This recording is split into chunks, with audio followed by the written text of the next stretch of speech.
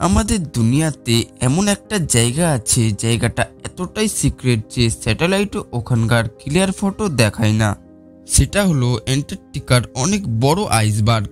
আর সবথেকে অবাক করার বিষয় হলো কেউই জানে না এই আইসবার্গের পিছনে কি লুকিয়ে আছে।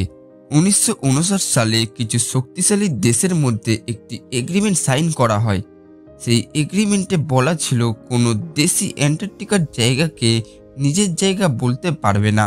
সেদিন থেকে আজও পর্যন্ত না ইউএসএ না রাশিয়া কেউই অ্যান্টার্কটিকার জায়গাকে নিজেদের বলে ক্লেম করেনি।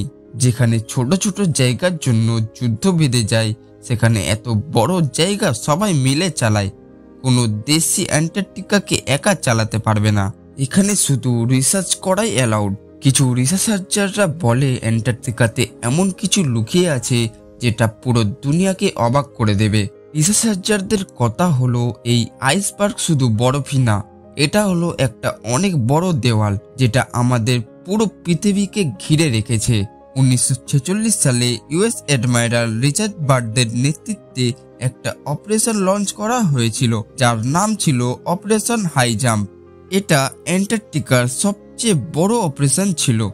এই অপারেশনটি প্রায় 5000 সোলজার, 30টি জাহাজ আর 33টি এয়ারক্রাফট নিয়ে হয়েছিল। এই অপারেশনে অ্যান্টার্কটিকার ইন্টেরিয়ার আর কোস্টলাইন রিজালের প্রায় 20,000 ফটো নেওয়া হয়েছিল।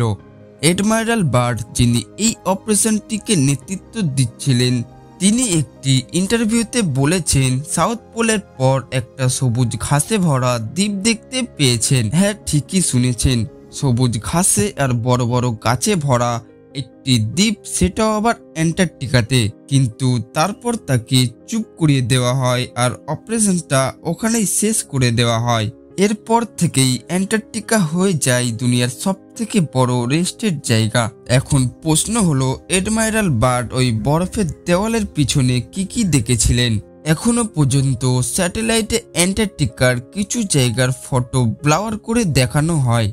তাহলে আমাদের থেকে কি লুকানো হচ্ছে? শুধু বরফ নাকি অন্য কিছু? এই প্রশ্নটা আমাদের সবার মনে থেকেই যাবে।